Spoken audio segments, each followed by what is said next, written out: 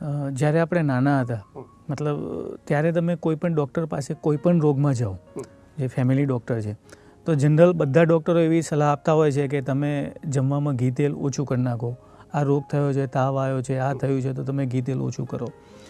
તો આ એક ફેટ ફોબિયા થઈ ગયેલો છે.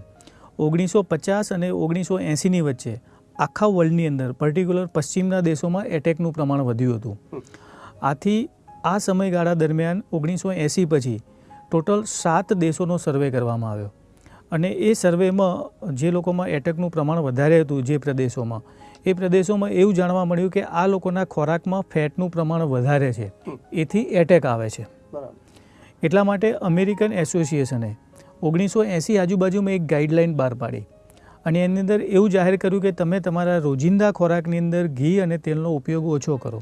ઘી અને તેલ મતલબ જે ફેટ છે એનું પ્રમાણ ઓછું કરો. એ ફેટ આપણા શરીરને બહુ જ નુકસાન કરે છે.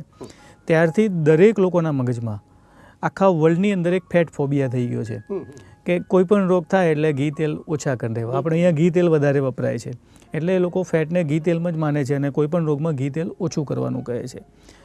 તો ત્યારથી અત્યાર સુધી મોટાભાગના લોકોને આ ફેટ ફોબિયાના કારણે ઘી તેલ ઓછું કરે છે, છતાં એટેકનું પ્રમાણ તો વધતું જ જાય છે.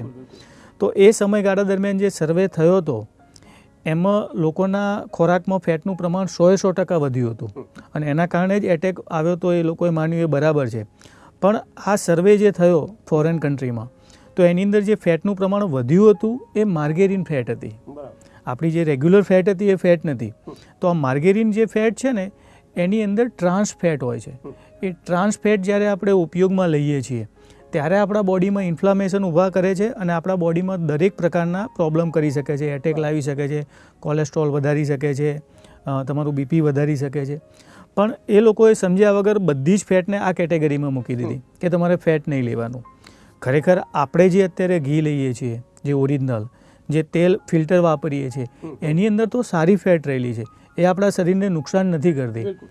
માટે તમે તમારા રૂટીન ખોરાકમાં જે આપણું પ્યોર ઓર્ગેનિક ઘી મળે છે, જે ફિલ્ટર ઓઇલ મળે છે, એનો તમે રેગ્યુલર ઉપયોગ કરવો જોઈએ. એનાથી એટેક આવવાની શક્યતાઓ, બીપી વધવાની શક્યતાઓ, કોલેસ્ટ્રોલ વધવાની શક્યતાઓ બિલકુલ નથી એમ.